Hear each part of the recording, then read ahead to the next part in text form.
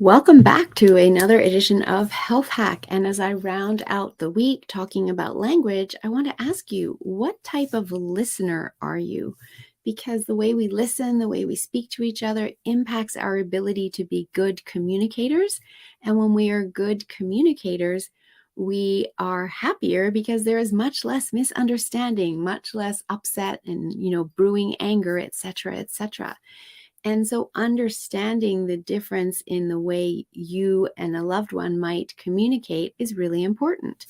So are you a literal listener or an inferential listener? And what I mean by that is an inferential listener. As an example, if I came up to you and said, "I'm thirsty," the inferential listener would go and get me a glass of water because they've inferred that that's what I want. But the literal listener would be sitting there going, "Yeah, so you're thirsty." And they wouldn't do anything, right? So who are you in that scenario? And when it comes to speaking, we are literal speakers or inferential speakers as well. And the literal speaker might come across as being really, to the point and abrupt and blunt and rude to the inferential listener.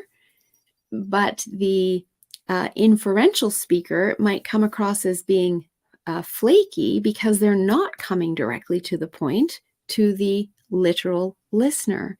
So just have a think about that in the people in your life. How do you like to speak? How do you listen?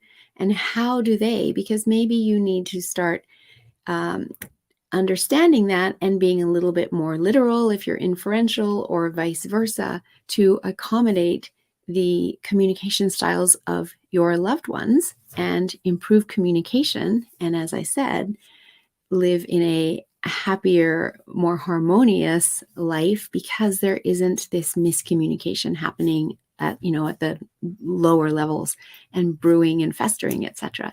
So think about that and have a wonderful week. I hope you've enjoyed this little series on language. I know it's not directly about health, but it does impact our health because it's impacting our mental health, our emotional health, and all of that is impacting the stress on our lives, and that's impacting our physical health. So we have to look at the whole being for optimal health. So I thought I'd take a week and talk about the importance